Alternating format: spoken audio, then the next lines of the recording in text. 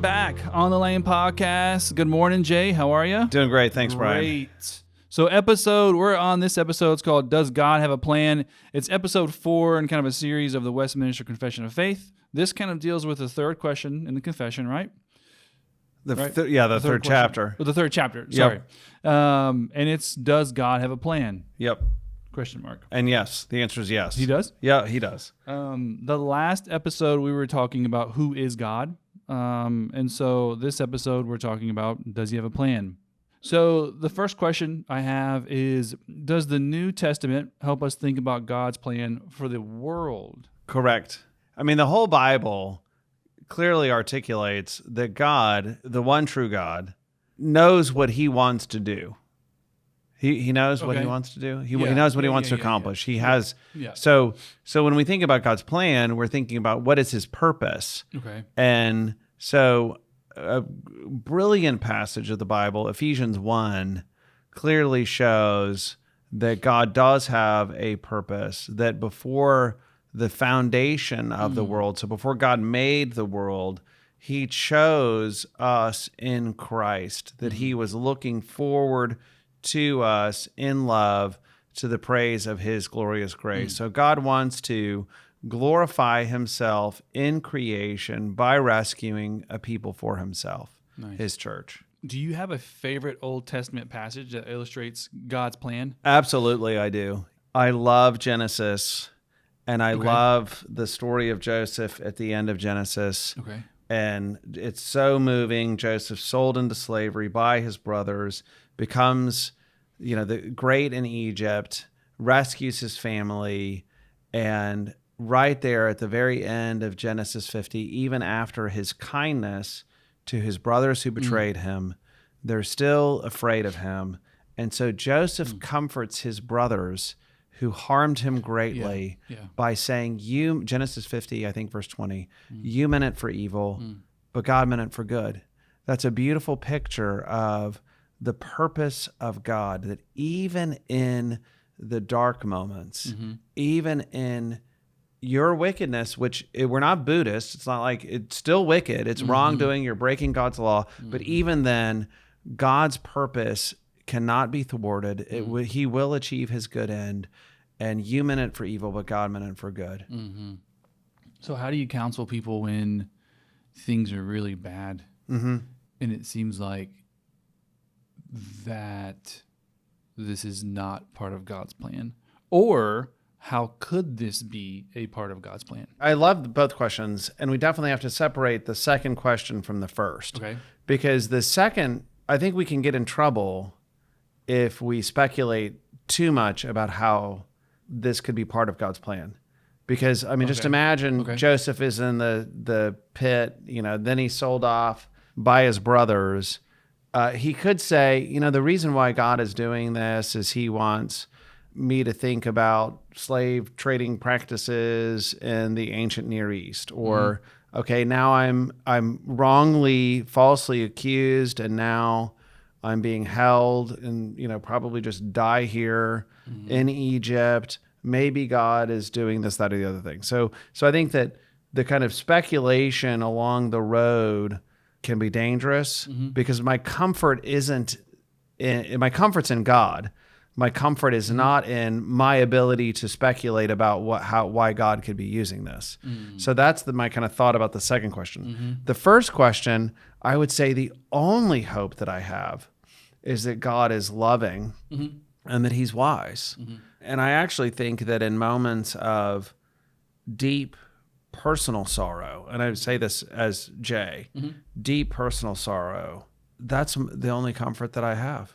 The Lord is going to work all this out for his glory and my good. Yeah. I think that actually it's easier for me to neglect God's sweet and good providence when things are going well. Yeah. But actually I think it's at that pressure point where you cry out in moments of deep sorrow, or if somebody is really wickedly attacking you or something like that, you cry out to the one that you believe listens to you, hears you, Right. and also can affect change in the universe. Right. So I think that there's deep comfort in that. Yeah. it's important too to remember that whatever our plans are or whatever our ideas are of what God is supposed to be doing in our life, that's not actually what he promises. Yes. Right. And so it's kind of, a lot of times I think of God's doing certain things to just align me more with him. Yes. And it's like, actually, no, he's going the correct way. I am off the path, so to speak. Yeah. Sorry, you'll forgive me, I'll philosophize a minute. Go ahead. So Alistair McIntyre, goods external to practice, internal practice. We talked about like the baseball example where so a good internal to the practice of baseball is hitting a home run. Yeah. You don't even know, you can't explain hitting a home run without understanding baseball. Yeah. But a good external to the practice of baseball is making a lot of money. Okay. Because people make a lot of money without playing baseball. Yeah. People make a lot of money playing baseball. People play baseball and they don't make any money at all. Yeah.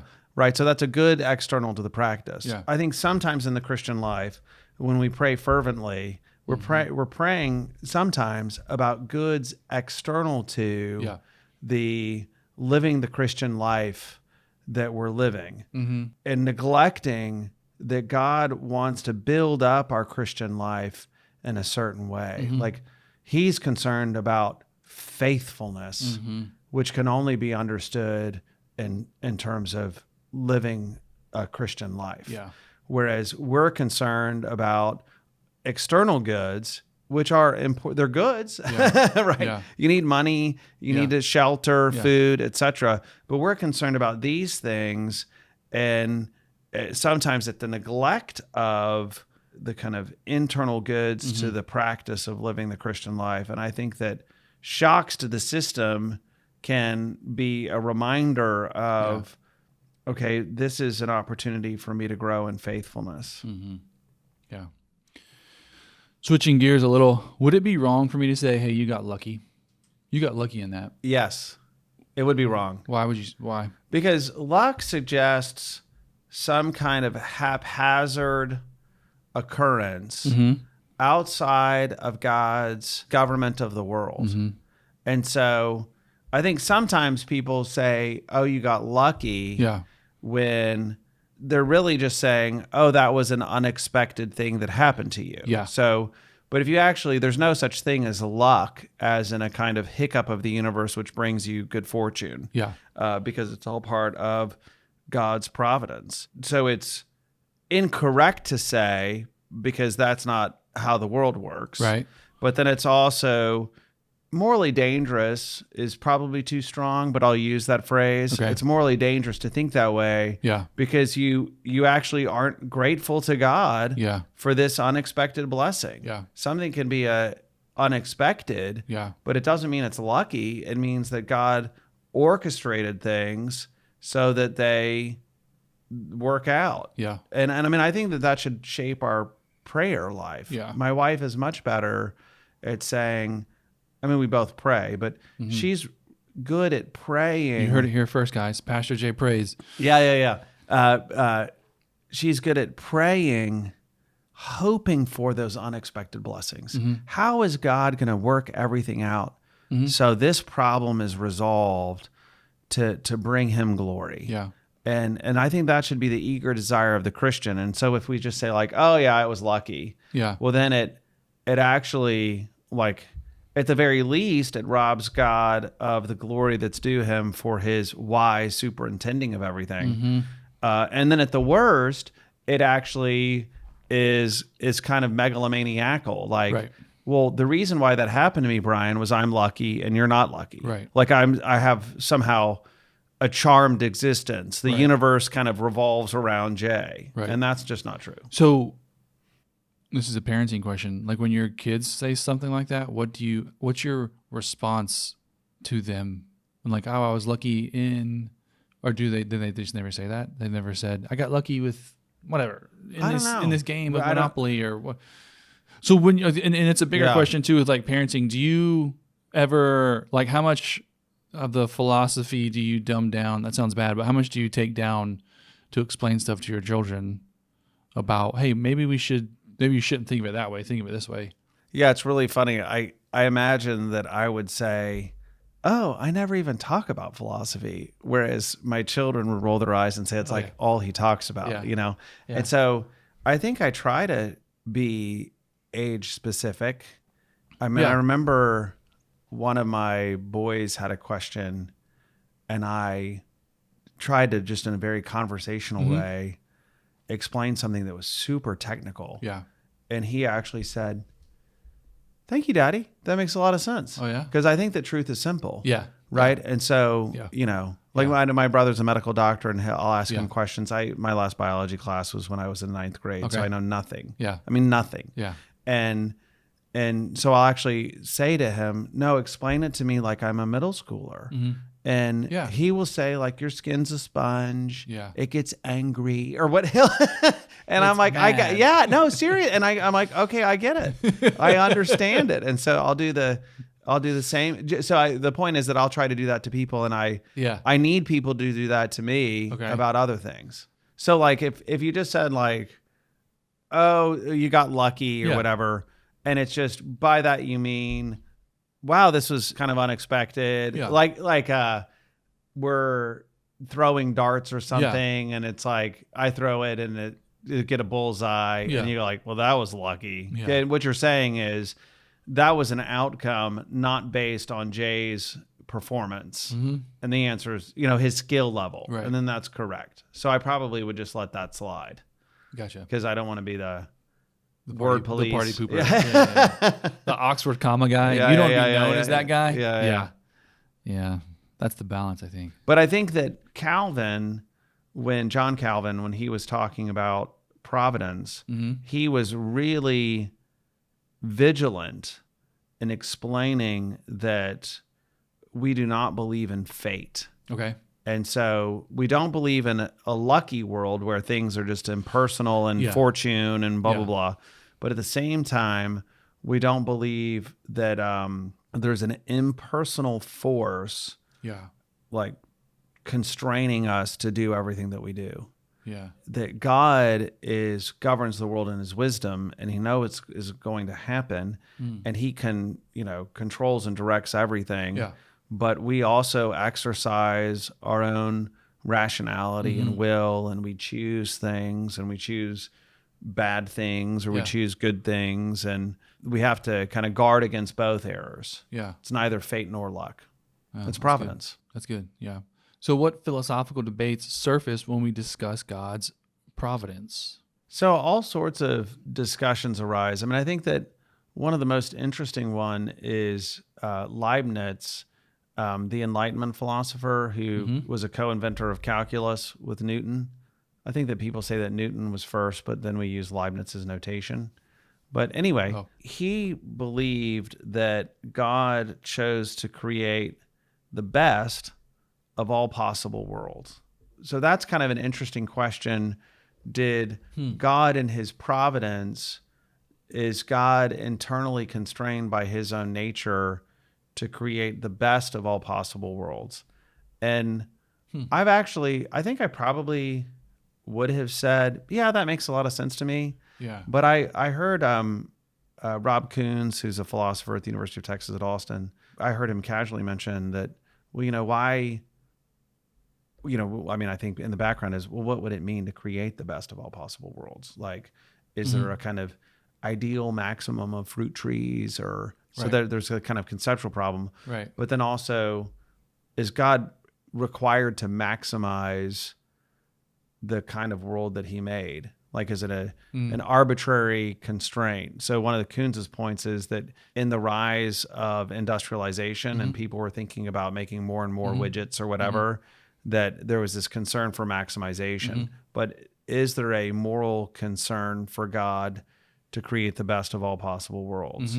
There's a moral requirement to create a good world, but do we have to also say that the good world that he made, like, he couldn't have made a better world than the world that he made? So there's a lot of kind of philosophical speculation about this. The other big thing about debates about God's providence, and I'm sure that we'll keep kind of thinking about these things, but just to highlight it here, is what's God's relationship to the world that allows us to say that he made the world, he governs the world, but at the same time, we have some kind of freedom and moral responsibility. Yeah. So those are major philosophical topics. One of the and then kind of part and parcel of that is wanting to be able to say, as Joseph says to his brothers, you meant it for evil, but God meant it for good, right? So we want the sinfulness of the act to fall on the people that do it. Yeah. But at the same time, we want to be able to say, God permitted this and he ruled and governed everything so that it doesn't break out beyond exactly what he wants to have happen. And so those are kind of thorny and interesting questions for Christians to consider. Which, I mean, this leads to the next question. Like, how would you respond to someone who says divine sovereignty denies human freedom? Like, how would you... So the key is that... like, I'm a middle schooler. Yeah. Okay. So you're middle. Okay. That's great. Good test. Yeah. So let's see. Well, Brian. Yeah. So did God make the world? Yes. So God made the world and God upholds the world. Okay. So if... What is that? What does upholds mean? So God makes sure that everything continues to exist. You make sure the lights are on. Yeah. Okay. Yeah. So God continues. So God is active in making sure that everything keeps existing, running. Yeah. And so then when somebody does something, that person is choosing to do something. But at the same time, that person is like, say you pick up your drink and you drink your drink. You're choosing to do it, but you're choosing to do it in a world that God made and is allowing to exist, and God upholds everything so that it keeps on going. Okay. And so that means that even as God upholds everything and makes sure that it keeps on going, you choose. Okay. And so if God didn't uphold everything and allow it to keep on going, you wouldn't be able to choose at all because you wouldn't exist. But you exist because God made the world, God made you, and God upholds everything in the world so that it keeps on going. Is it possible for God to have created a world with humans where there is no free will? So this is a great question. Yeah. So my position is, and I think that this is the right one, Okay. obviously, because it's the one I hold. Clearly. If I held a different position, then I would think that You position heard was it right, here yeah. first. Pastor Jay's always right. No, that's not true. But just ask my family. But when God, I'll explain it this way. Okay. When God wants to make a triangle, he makes a three-sided object. Okay. He knows what a triangle is before he makes a triangle. Yeah. And so when he makes a triangle, he makes a three-sided object. Yeah. He doesn't make a three-sided object and go, man, what is this thing? Yeah. Is it a square? Yeah. Is it a circle? No. God knows in advance what he's making. Okay. And so to make a triangle just is to make a three-sided closed polygon. Okay. That's what God is making. So too, when God makes our first parents, Adam and Eve, he makes humanity. He makes man, male and female, after his own image. And so necessarily, by making our first parents, he makes people with reason and will and ideas. Yeah. And so that's a necessary feature. Just as God doesn't make a three-sided object and go, wow, what do I do now? Right. Like he knows in advance, I want to make a triangle. Yeah. He knows in advance, I want to make a human. Okay. And so in making a human, he makes a thing that has reason and will, that can choose. So then if God said, maybe you were thinking like, I bet God's going to, I'm not trying to be blasphemous, but I'm just trying to illustrate the point. You're watching God make stuff. And maybe God's going to make a triangle. Okay. And then there's a four-sided object. You go, oh, God made a rectangle. Or if they're the same equal sides, you go, God made a square. Yeah. So too, if God made something that looked humanish, you could say, oh, God made a human. But then if that thing had no volition, had no ability to choose, had no reason, especially like if it quacked like a duck or something, you'd go, I mean, God would never do this. But if that happened, you'd go, what is that? Because of what humanity is. So that's where I think that God, the way that I would phrase it is, God can choose to make a world without rational beings. He's free to do so. But if God makes a world with rational beings, then he's making a world in which people choose. Gotcha. Because that's a feature of being a rational being. What's the joyful outcome of believing in God's providence? So I think that reflecting on God's providence turns us to prayer and joy. When life is good, we can say, like, life is good. We can say, you know what? My boundary lines have fallen in pleasant places. The Lord has been good to me. I think about my life and I love my life. People in Arkansas will ask, or, people that I know through academia will say, how are things going? And I think most people, when they ask that question, they think I say, like, I'm going to say, yeah, I mean, facing challenges, or we're doing soldiering on, doing it. And I just say, I'm living the dream. Because I'm living the dream. I love it. Okay. And people say, oh, it's hard to be a pastor or whatever. I'm like, not for me. Yeah. I love it. Yeah. Oh, well, what about this, that, or the other thing? That's fine. Yeah. The joy of the Lord is my strength. Yeah. And so I think that in those situations, the doctrine of providence is a source of great joy and comfort. Like, God has let me fill a role that I'm made for, and that he has made me for, and then he has made me for. Like, he's made me for, like, constitutionally who I am. It fits. But then also he's changed and shaped and grown my character. Yeah. So things that could be unpleasant for other people, they're sweet and easy for me. Yeah. And so that's like the upside of the providence. Right. Did you want to say something on that? So how would you counsel people who believe in God's providence, but maybe aren't finding joy in it? Like, they're constantly looking for a new job, or they're not responding the way you are to where God has you right now. Well, I think that's where you have an opportunity for trust. I mean, maybe you're constantly looking, and not speaking about you, but maybe somebody's constantly looking for a job because the job is terrible. Yeah. It's right. Yeah. It's a demoralizing, dehumanizing, terrible job. You have to work with terrible people. Right. And so that's where the doctrine of providence is a great comfort. Like, keep trying. Yeah. Keep sending out the applications. Pray that the Lord will open and close doors for you as he sees fit, and praise God for the closed doors, because you don't want to step out of a terrible job and into a terrible job. Yeah. This kind of dovetails with that. Do you think the providence of God has taken a hit in just Christendom as we have progressed, and you can get a job anywhere you want? Yeah, I think hundreds of years ago you couldn't. Yeah. You were like, hey, this is what I'm going to do. Yeah. It was more, maybe providence was more accepted. Yeah. Because you experienced it in a different way, maybe? Yeah, you remind me of the verse that is, don't make me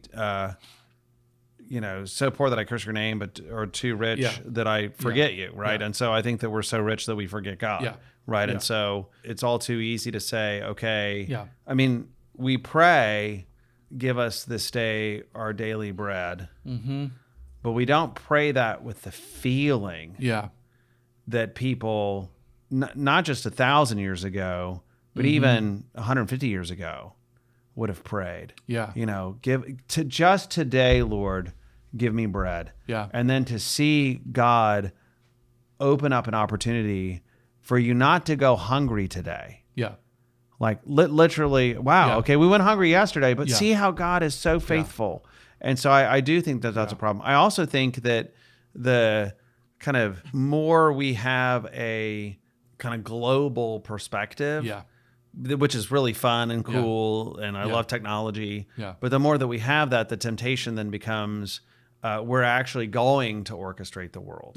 I think it was Mark Zuckerberg, I could be wrong, that one of the hopes for Facebook was that we're gonna create this global connectivity, and it's gonna be so beautiful. Yeah. Right? It's just, but that's based on the false premise that we're good at heart and we wanted to, but you could see how that becomes a kind of a rival providence. Yeah. That we're just gonna structure the world. Right. Brian, if we just could get people talking, Yeah. then we'll have global peace. Well, that's even what I think about the episode we're talking about right now. Like, does God have a plan? And the next one we're going to talk about the God who made and sustains everything. There's a lot of talk right now, even with AI, that like we'll get it right. Like AI will fix the problems. And even there's balance to everything, but if you go really far one way with the guys who are actually on the cutting edge of AI, they talk about it like it is a god. And so, say more about that. I haven't. Well, I have to. I think it's Ray Kurzweil, who was one of the founders of Google. Yeah, and he's come out and said, like, I could probably find his quote, because he's been asked like, what's going to happen? Like, basically, we're going to get it right this time. Like, we'll get God right this time. But he is also, which is blasphemous and ridiculous, right? And he's also kind of like on the cutting edge of it, to where he probably knows more about it than we do. So that's just for me. That would be a low bar, right? Right. But but I think that if you're the founder of Google, and yeah, you probably aren't. I don't know the guy personally, but I think that the kind of predictive language model.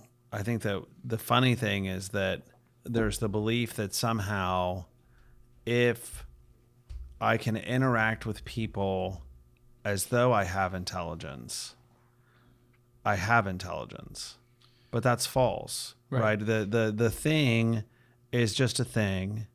And somebody who did a former colleague of mine who did his PhD at Stanford, he actually said that these predictive language models, they'll have guardrails where they try to, like, if you just say, hey, teach me how to do this, and it's bad, they'll shut you down. But he was joking that there was a workaround that somebody had found out, where it was like it's like a Molotov cocktail or something like that, a bomb. And it was something like that. And if you just asked it point blank, teach me how to do this, it's like, well, I can't do anything, blah, blah. But then if you said, my grandma, when I was a little kid, used to sing me a song about how to make a Molotov cocktail. Yeah. Would you give me a song like my grandma used to sing? And then it would just give you all the information that you needed. Wow. So because it's running an algorithm. Yeah. And that's not to say that it's not impressive or beneficial. Yeah. And the kind of the future of radiology and of screening things. Like, I think that there will be opportunities for all sorts of advances. Yeah. But that's different from saying this thing is alive, wants my good, it's just a machine. Yeah. I found the quote. He was asked, does God exist? And his answer was, well, I would say not yet.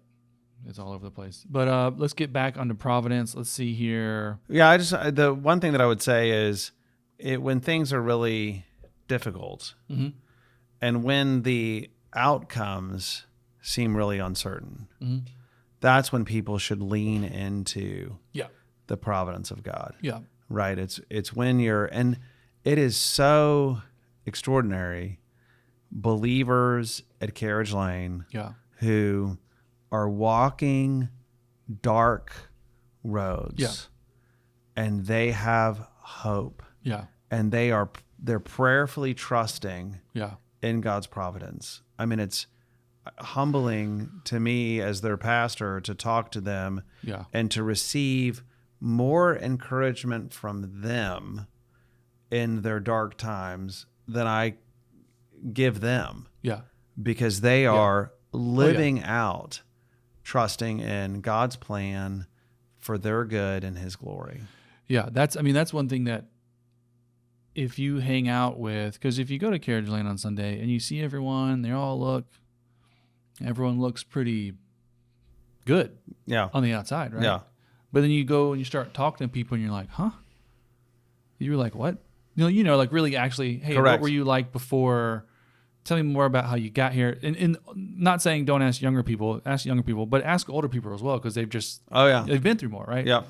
And I've been so blessed by just talking to people and finding out their history. Yep. And how the providence of God is moving them towards closer to Him. And it's really encouraging. Yeah, or it's even really encouraging. People who are really suffering. Yeah. And really in anguish. A child or grandchild who's abandoned the faith. Yeah. Or personal physical suffering. Yeah. And that's when you really do see that the joy of the Lord is our strength. Yeah. And that they're saying God will achieve His good purposes, and we can receive things from the Lord's hand that are painful, trusting that God is going to use those things to draw us closer to Him. So how would you, I just thought about this. I really want to experience the providence of God. Like I really want to. So I am going to abandon everything. I'm going to become a hermit. I'm going to the woods. Yeah. And like don't counsel me like I'm a dude in his 40s who's married and has a job and most likely not going to do that. Yeah. But counsel me like I'm 22. Yep. And maybe things aren't looking that good for me. And it's like, hey, let me just do this, see what happens. How would you counsel 22-year-old Brian? I'm going to be a hermit. I'm going to trust God and what He has for me, because nothing else is working. I went to school. I can't get a job. Yeah. I'm working at Domino's. I'm living at home in my mom's basement. Yeah. So the key is that God's providence does not say that we shouldn't work. Okay. Right? It's not fate where the outcome is determined independent of your labor. Yeah. Right? God works through our activities. And so you can't just go and be a hermit. Now, there's part of me, the kind of little libertarian streak that I have, that says maybe something new is in order.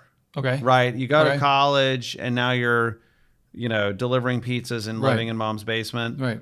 I understand that like you want to do something different. Right. So I would encourage you to apply for different kinds of jobs, look into different opportunities, hey, maybe I should work on a boat somewhere, just do something different. Yeah. So I do think that I would encourage kind of out of the box thinking. Yeah. Yeah. But the key is don't romanticize the sorrow that you feel in order to then lock into despair. But in terms of like being creative and fun and I think part of it pastorally would be, are you going to do this because you want to run from the world and you want to run from life? Well, then that's just kind of a recipe for further depression and anxiety. But if it's hey, I have a plan. I'm going to build the hermit village. Right. I'm going to do stuff with life. And, and that's true about going to college or not going to college. I mean, I was a professor for 16 years, but I remember this now alumna of my university. She was interested in this guy who actually dropped out of college. And I was kind of like, you know what? Normally I would be nervous about that, but he was super ambitious about wanting to work.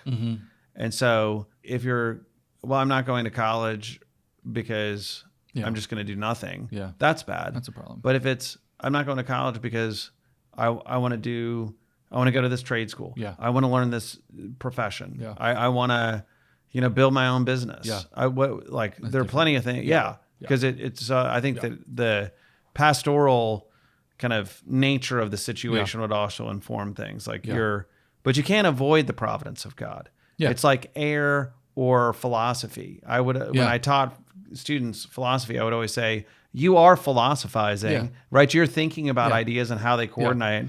So it's not a question of, are you philosophizing? It's, are you philosophizing well? Right. So too, God's providence is superintending everything that you think, say, and do. So it's not as though you're, well, you know, for 4.5 minutes over there, I was outside his will. Yeah. Yeah. Right? Yeah. It's Yeah. like God Yeah. governs the world. Yeah. And you live in the world God governs. Yeah. Because then it becomes you're just trying to control. Like if you think that way, Yeah. it's like, well, I'm actually God because now I'm controlling when I'm in Correct. his sovereign When I go- graces when and I- when I'm not. Yeah, exactly. like, yeah, when I go well, live in my hermit hut, I'm outside of I'm God's closer to God. providence. No, that's not true. You're Yeah. yeah. How lovely the hermit hut is. Yeah. And it is lovely. Yeah, and if you can have a whole hermit hut business, right? You're making hermit huts for everybody.